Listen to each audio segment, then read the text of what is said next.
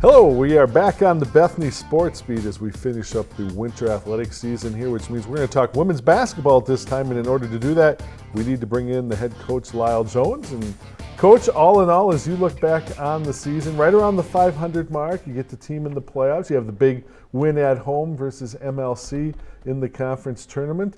All in all, kind of pleased where things ended up, or you kind of feel like you left some things on the table? Well, we felt we left some things on the table. I mean, we had 5 games, I believe it was, that were, 3 of them were 2-point games, but 5 of them were within 4-point games. So that probably would have put us at 18-9, which would have been great. But that's could have, should have, would have. But that's something that our girls are going to learn from.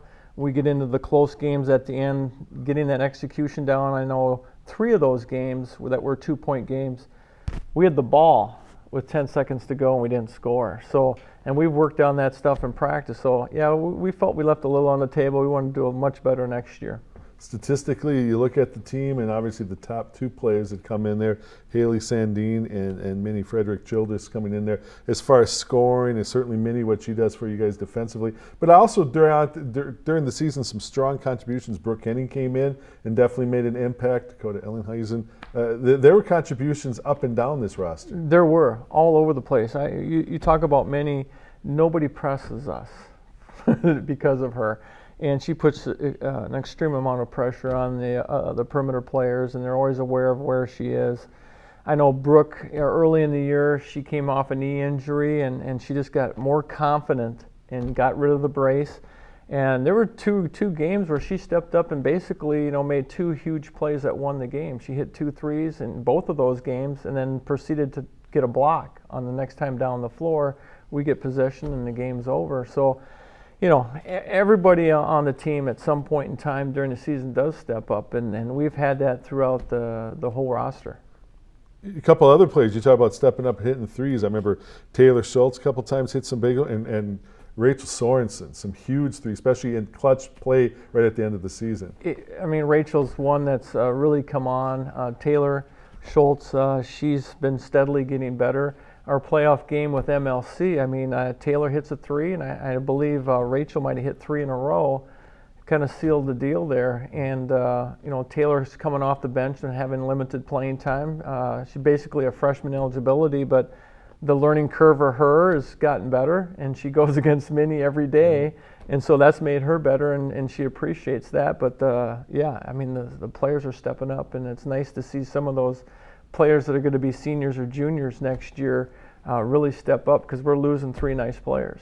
We asked Coach Fletcher this when we were talking men's basketball. For you, how quick is the transition mentally? That season's done, disappointment of a loss, obviously, but we got to transition right away into next season as well. Because for you, there's some, obviously some depth, there's some holes to fill and things like that. Absolutely. I know you're optimistic about recruiting, but just as a whole, do you give yourself some time off, or is it a pretty quick transition? Well, the funny thing was, after the loss to Superior in the playoffs, our last game, we were in the locker room after the game and got done with our talk, and as soon as we left, the assistant coach, Nicole, and we just turned to each other and said, okay, now what do we have to do?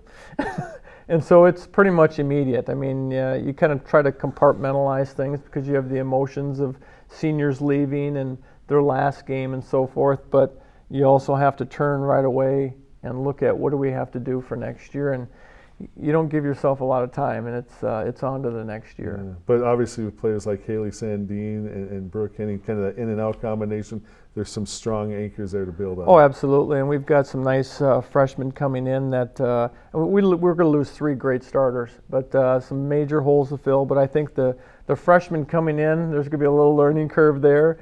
We're going to have a couple of them get after the point guard position, and that's a key spot. And I know Minnie just did a wonderful job, but they're going to have to pick it up and play at the college level immediately, especially at the point guard position. And we've got, like you said, we've got Rachel and Taylor and Colby and a few other ones that are going to fill in at the perimeter. But at the point guard's position, there's going to be 2 freshmen that are going to be playing that spot.